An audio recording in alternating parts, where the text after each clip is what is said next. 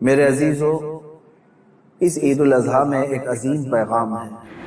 السلام علیکم ورحمۃ اللہ وبرکاتہ۔ یادوں کا امید کرتا ہوں مجموعہ، آپ سبھی خیریت سے ہوں بہت گے۔ ساری یادوں کا آج ایک ہم مجموعہ آپ کو ہے۔ پھر سے سلمان اظہری اس میں صاحب کا بیان سنوانے سنت کے لیے ابراہیمی حاضر ادا ہیں۔ کی جاتی ہے۔ چلو آپ اور ہم مل حضرت کر سیدنا سنتے ابراہیم ہیں۔ علیہ الصلوۃ والتسلیم کی قربانی کی یاد تازہ کی جاتی ہے، اور حجاج کرام انہی دنوں میں عرفات، منا، مزدلفہ میں اپنے ارکان ادا کر رہے ہوتے ہیں، مناسک حج ادا کر رہے ہوتے ہیں۔ ان میں بھی ہر رکن تقریباً کسی نہ کسی کی یاد ہے۔ وہاں پر صفا مروہ پر دوڑنا حضرت ہاجرہ کی یاد، مینا میں مذبح میں جا کر حضرت ابراہیم علیہ السلام کی قربانی کی یاد حجاج کرام تازہ کرتے ہوئے اپنے بکروں کی اور جانوروں کی قربانیاں پیش کرتے ہیں، کنکریاں مارتے ہیں، یہ حضرت ابراہیم علیہ السلام کی یاد۔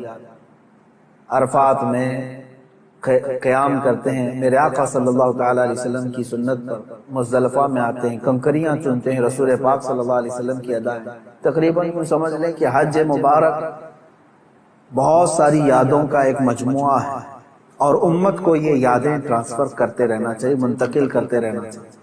لوگ یہ سمجھتے ہوں گے کہ ہر عید، بقرعید پر، عید الاضحیٰ پر یہی ابراہیم و اسماعیل علیہ السلام کے قصے اور ان کے واقعات کیوں سنائے جاتے ہیں۔ میں کہتا ہوں مسلمانوں پر یہ واقعات سنانا واجب ہے، اخلاقی واجب ہے۔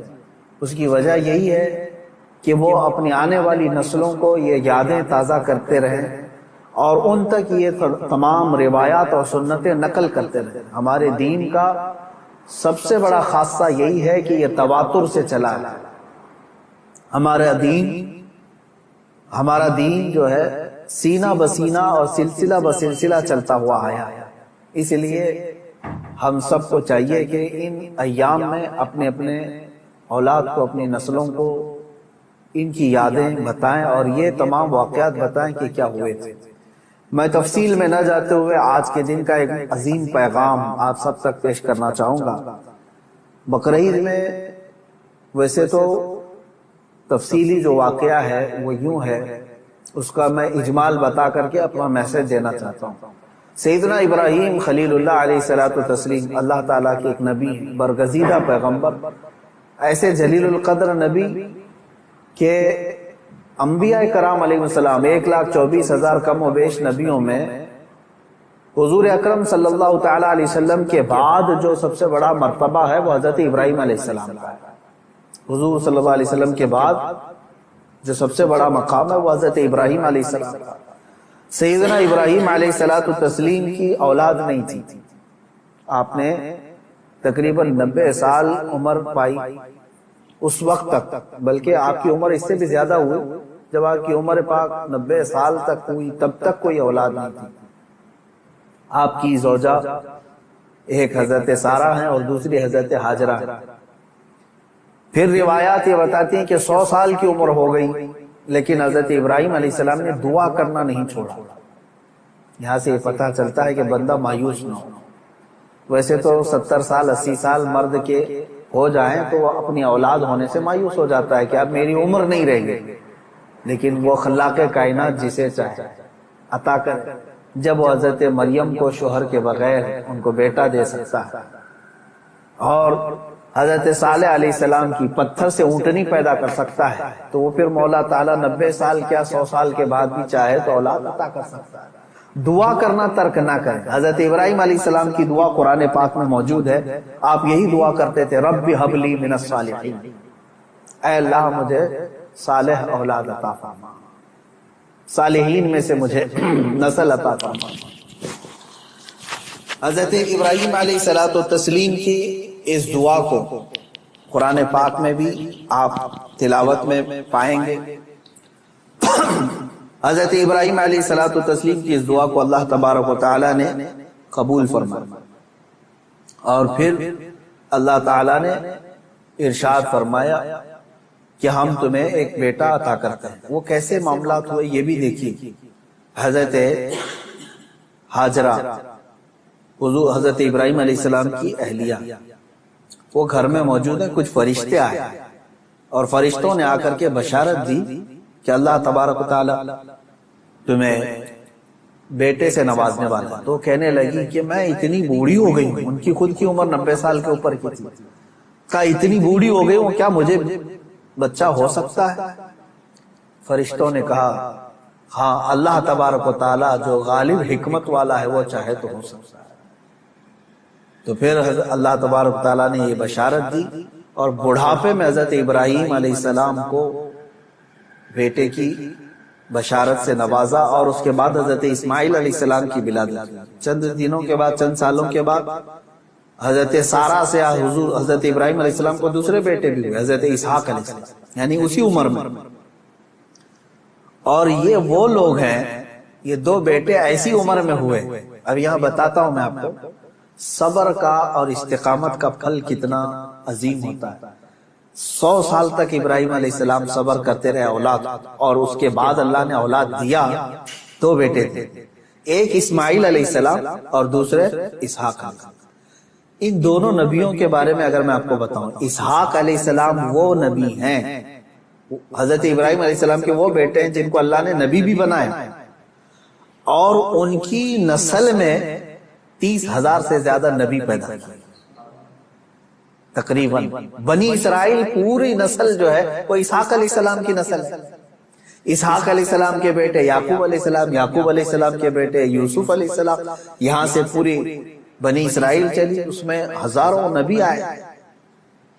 ابراہیم علیہ السلام کو ایک بیٹے اسحاق علیہ السلام کی نسل میں سارے نبی عطا کی, اور دوسرا بیٹا جو اسماعیل علیہ السلام عطا کی, ان کی نسل میں تو سید الانبیاء حضور صلی اللہ علیہ وسلم محمد رسول اللہ صلی اللہ علیہ وسلم علیہ افضل التحیت و اکمل التسلیمات.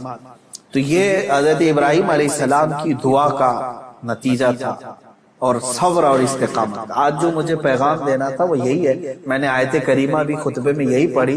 بے شک وہ لوگ جنہوں نے یہ کہا اللہ ہمارا رب ہے, ان الذین قالوا ربنا اللہ, بے شک وہ لوگ جنہوں نے کہا اللہ ہمارا رب ہے, ثم استقاموا, پھر اس پر جم گئے.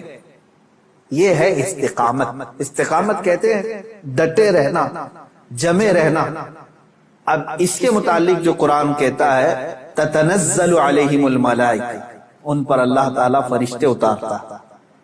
کیا کہتے ہوئے آتے ہیں فرشتے؟ اللہ تخافوا ولا تحزنوا, گھبراؤ مت, ڈرو مت, ہم تمہیں وہ بشارت دینے آئے ہیں جس جنت کا اللہ نے تم سے وعدہ کیا. تھوڑے دن اور باقی رہو, تھوڑے دن اور جمے رہو, اور ڈٹے. یہ استقامت کرتا ہے بندہ, استقامت پر فائز ہوتا ہے تو فرشتے اس کی مدد کے لیے اترتے. ہاں اتنا ہے کہ ہلا دیے جائیں گے, تمہاری خواہشات کے خلاف معاملات آئیں گے, تمہارے نفس کے خلاف معاملات آئیں گے. اسی پر جمے رہنے کا نام استقامت ہے. اور استقامت کا معنی اتنا عظیم ہے کہ صوفیہ اکرام نے کیا فرمایا معلوم ہے؟ الاستقامت فوق الکرامت. عربی میں فرمایا استقامت جو ہے یہ کرامت سے بھی بڑھ کر کے ہے. لوگ کہتے ہیں نا کرامت, کرامت کا مطلب اکثر لوگوں نے ہی سمجھا کہ وہ انہونی چیز دکھانا, یعنی جو ایسی چیز جو کو دیکھ ہی نہیں پائے, ہوا میں کوئی اڑ کے دکھا رہا ہے, پانی پہ کوئی چل کے دکھا رہا ہے, تو اس کو بہت سارے لوگ کیا سمجھتے ہیں, یہی کرامت محیر العقول چیز ہے, یعنی جو عقل کو عاجز کر دے. اور فرمایا گیا ان کرامتوں سے سب سے بڑھ کر کے استقامت ہے, یعنی شریعت پر جمے رہنا, ڈٹے رہنا. میں اس پر آتا ہوں. حضرت ابراہیم علیہ السلام کے اس واقعے کو میں مختصر کرتا ہوں.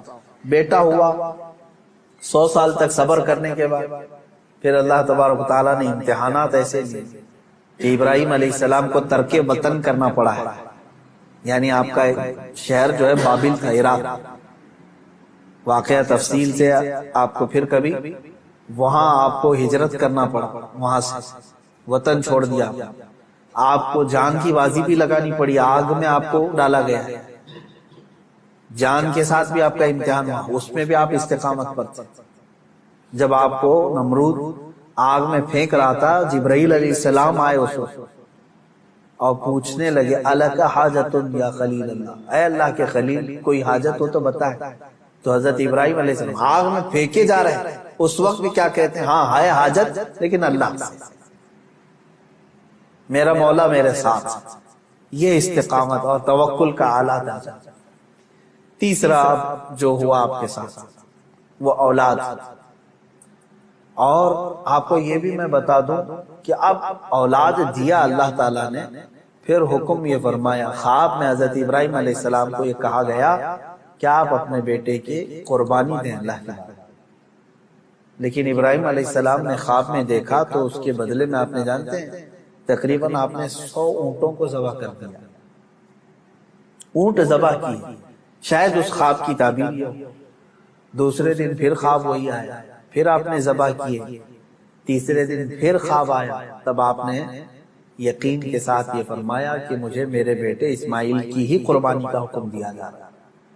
پھر حضرت ابراہیم علیہ السلام، یعنی اونٹوں کے ذبح کرنے میں مال بھی تو کتنا قربان ہوا۔ تو اب میں جو بتانا چاہ رہا ہوں اب وہ آخری بات سن۔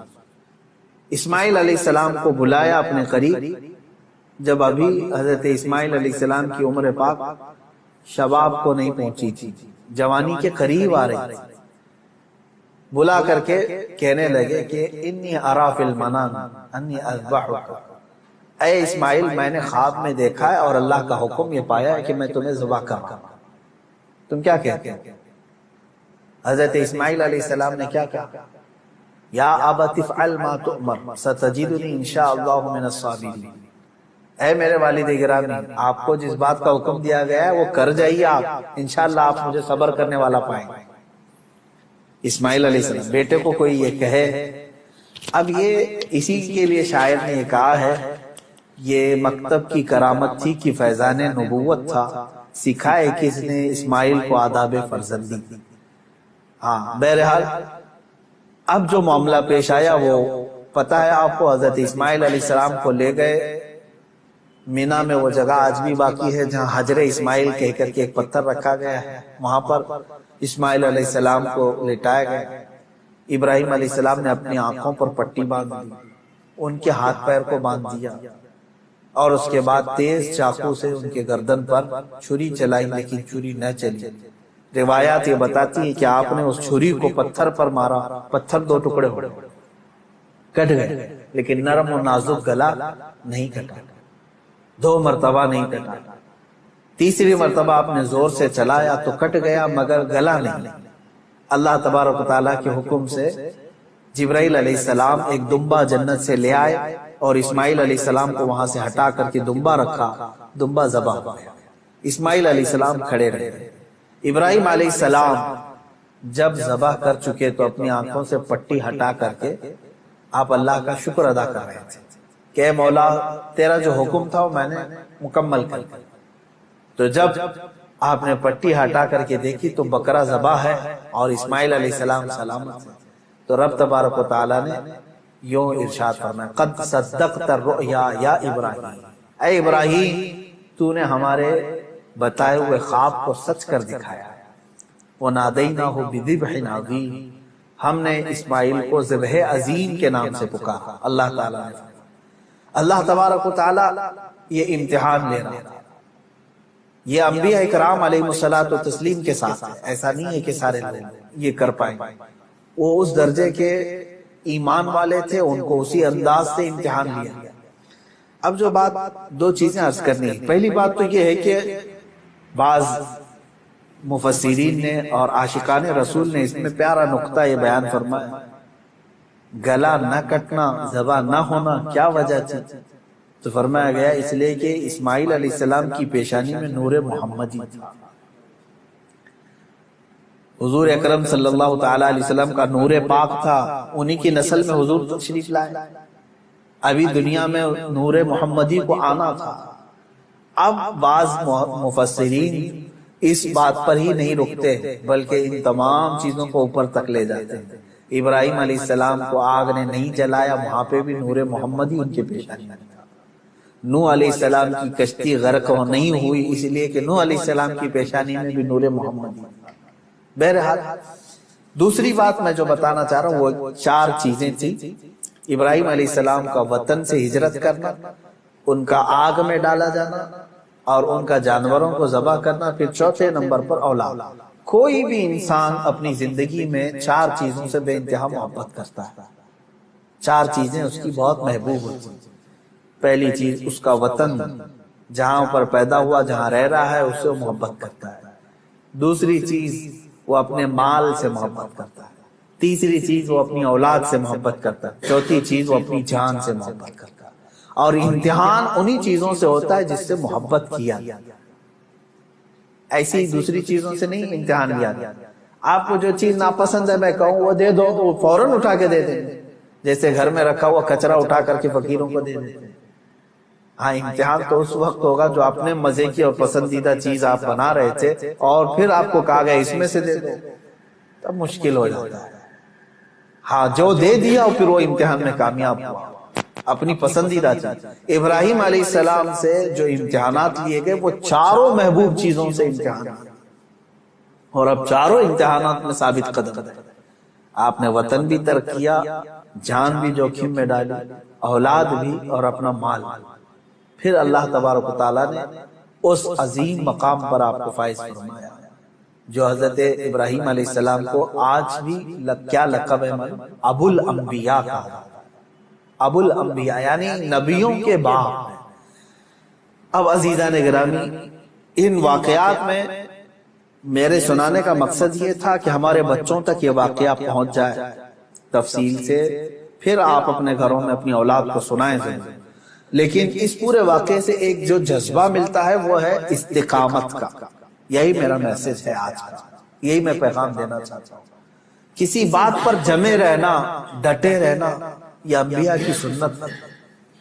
ہاں ہلا دیے جائیں گے، تمہیں تکلیف میں ڈالا جائے گا، لیکن جمے رہو گے تو اسی طرح کے انعامات کی بارشیں بھی ہوں گی۔ آپ کو پتا ہے حضرت بلال حبشی رضی اللہ تعالیٰ عنہ کو جب مکہ والے زنجیروں میں جکڑتے تھے یا پھر رسی باندھ کر کے مکہ کی گلیوں میں کھینچتے تھے، صحابہ اکرام حضور صلی اللہ علیہ وسلم کی بارگاہ میں تشریف لائے، عرض کرنے لگے یا رسول اللہ صلی اللہ علیہ وسلم کیا ہم حق پر نہیں ہیں؟ حضور نے فرمایا کیوں نہیں؟ کہا پھر کیوں ہمیں اتنی تکلیف دی جاتی ہے، کیوں ہمیں اس طرح سے غریب صحابہ کو مارا جاتا ہے؟ ہم حق پر ہیں تو پھر یہ ہمارے اوپر حاوی کیوں ہوتے ہیں؟ اب سنیں، بہت سارے لوگوں کا آج بھی سوال یہی ہے کہ آج ہم اتنی بڑی تعداد میں ہیں، ہم ہی خدا کی عبادت کرتے ہیں، ہم ہی رسول پاک کی رسالت کا اقرار کرتے ہیں، قرآن کے قاری ہم ہیں، اذان کے دینے والے ہم ہیں، نمازوں کے قائم کرنے والے ہم، تکلیف ہم ہی کو سب سے زیادہ ہے، مارے جا رہے ہیں ہم ہی سب سے زیادہ آج دنیا میں۔ یہ سوال آج بھی گردش کرتا ہے۔ صحابہ بھی یہ سوال لے کر کے حضور پاک صلی اللہ علیہ وسلم کی بارگاہ میں حاضر آئے، میرے آقا صلی اللہ علیہ وسلم نے جواب میں جو ارشاد فرمایا وہی ہم سب کے لیے بھی آج عبرت ہے، وہی آج ہم سب کے لیے بھی درس ہے۔ حضور اکرم صلی اللہ علیہ وسلم نے اس صحابی سے فرمایا جنہوں نے سوال کیا، کہا کہ اللہ تبارک و تعالی جس کا جیسا ایمان ہوتا ہے ویسا امتحان دیتا ہے، اور آج تم لوگوں سے جو امتحانات لیے جا رہے ہیں صحابہ سے، حضور نے فرمایا اس سے کئی درجہ کٹھن امتحانات انبیاء سے لیے گئے۔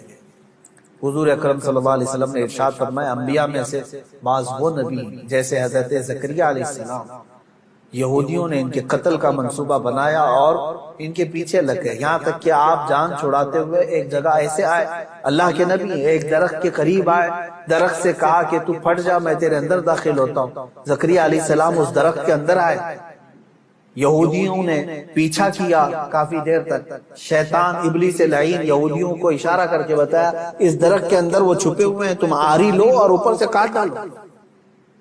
یہودیوں نے اس درخت کو اوپر سے کاٹنا شروع کر دیا، جس پورے درخت کے پیٹ کے اندر حضرت زکریا علیہ السلام اوپر سے آری سے وہ کاٹتا جا رہا ہے یہودی، اور وہ سب کاٹتے جا رہے ہیں، آری کے کٹنے کی آواز آپ کو آ رہی تھی اور سر مبارک تک پہنچ چکا تھا۔ آپ آواز نکالتے، اللہ تبارک و تعالیٰ کی طرف سے یہ حکم آیا اے زکریا صبر کر جاؤ، اور اگر اس پر تم نے صبر نہیں کیا تو صابرین میں سے تمہارا نام نہیں ہے۔ حضرت زکریا علیہ السلام خاموش ایسے رہے کہ پوری آری نے سر کو چیر دیا، بدن کو چیر دیا، پورے جسم کو چیر دیا، لیکن آپ نے آہ تک نہیں کہا، اف یہ تمام الفاظ بھی نہیں آتے احادیث میں۔ یہ حضرت زکریا علیہ السلام کا استقامت، آپ جمے رہے، ڈٹے رہے، کٹ گئے جسم پاک دو الگ الگ ٹکڑوں میں تبدیل ہو گیا۔ اب اندازہ کریں ان واقعات کو حضور اکرم صلی اللہ علیہ وسلم نے صحابہ کو سنایا۔ حضرت یحییٰ علیہ السلام پیش کیے گئے، 33 سال کی جوانی، بادشاہ کے خلاف آپ نے فتویٰ دیا۔ وہ دو بہنوں کو ایک نکاح میں رکھا تھا، آپ نے فرمایا حرام ہے تھے۔ بادشاہ نے کہا تم کیا مجھے بھی فتویٰ دو گے، مجھے بھی سکھاؤ گے؟ حضرت یحییٰ علیہ السلام نے کہا اللہ کی شریعت ہے، وہ ہر ایک پر نافذ ہے۔ اس بادشاہ نے اپنے خلاف اس فتوے کو دیکھ کر کے آپ کے قتل کا حکم دیا اور آپ کو قتل بھی کیا گیا۔ آپ کا سر مبارک الگ کر کے تشت میں رکھا گیا۔ نبی کی بات کر رہا ہوں، حق بات بولنے پر یہ مصیبتیں آئیں گی۔ اسی لیے شاعر نے بہت اچھے انداز میں کہا یہ شہادت گئے الفت میں ہے قدم رکھنا، لوگ آسان سمجھتے ہیں مسلمان ہونا۔ ہاں لوگ یہ سمجھتے ہیں کہ آپ مسلمان ہیں، ہم کو تو کچھ ہونا ہی نہیں چاہیے۔ اگر کچھ ہونا ہی نہیں چاہیے تو پھر تم جو ہے بہت عیش و عشرت میں رہ رہے ہو اور اپنے ایمان کی خیر لو، تم گزارے جاؤ گے۔ اگر امتحانات سے تو اللہ رب العزت کا شکر بجا لانا کہ ہاں تمہارا ایمان سلامت ہے اور اللہ تبارک و تعالیٰ تمہارا ایمان بلند کرنا چاہتا ہے۔ کیا اصحاب کہف نہیں آزمائے گئے؟ اصحاب کہف 7 لوگ تھے، ایمان چھپائے ہوئے تھے اور بادشاہ سے ڈر کر کے پھر وہ اپنا شہر چھوڑ کر کے نکل پڑے۔ تو جس غار میں وہ جا کر پناہ لیے، بادشاہ نے ظلماً ان کے اوپر دیوار بنا دی، ان کی قبر بنا دیا اسی۔ لیکن قرآن پاک آج بھی گواہی دیتا ہے اللہ تعالیٰ ان استقامت پر قائم بندوں کو اللہ تعالیٰ نے ایسی فضیلت سے نوازا کہ آج تک وہ اپنے غار میں سوئے ہوئے ہیں۔ اور قرآن کہتا ہے کہ سورج بھی ان کے اوپر سے ڈائریکٹ نہیں جاتا، جب کہف پر آتا ہے غار پر تو یا تو دائیں ہو جاتا ہے یا بائیں ہو جاتا ہے۔ وَتَرَى الشَّمْسَ إِذَا طَلَعَتْ تَزَاوَرُ عَنْ كَهْفِهِمْ ذَاتَ الْيَمِينِ وَإِذَا غَرَبَتْ تَقْرِضُهُمْ ذَاتَ الشِّمَالِ۔ سورہ کہف۔ ایمان پر قائم رہنے والوں کے لیے اللہ تعالیٰ انعامات نازل کرتا ہے۔ آج کے دور میں بہت سارے لوگ پریشان اس بات سے ہیں ارے کیا ہو جائے گا ہمارے ساتھ، اور خصوصاً علماء سے میں یہ گزارش کروں گا کہ حق بات بولنے میں اگر گردن چلی جاتی ہے تو اس کی پرواہ نہ کریں، اس لیے کہ یہ ہماری شریعت میں صحابہ کی سنت اور تابعین کی سنت رہی۔ مجھے ایک بات یاد آتی ہے، سیدنا امام احمد بن حنبل رضی اللہ تعالیٰ، مشہور امام، تقریباً ہمارے اماموں میں سے جو سب سے زیادہ تکلیف اٹھانے والے، مشقت اٹھانے والے امام وہ امام احمد بن حنبل۔ اللہ تبارک و تعالیٰ ان کی تربت پر ہزاروں رحمتیں نازل کرے۔ کبھی امام احمد بن حنبل کو پڑھ لیں آنکھیں بھیگ جائیں۔ اپنے زمانے کی سختیاں انہوں نے برداشت کی ہیں، وقت کے ظالم خلفاء کے خلاف کھڑے ہوئے، خلیفہ بنتے تھے کچھ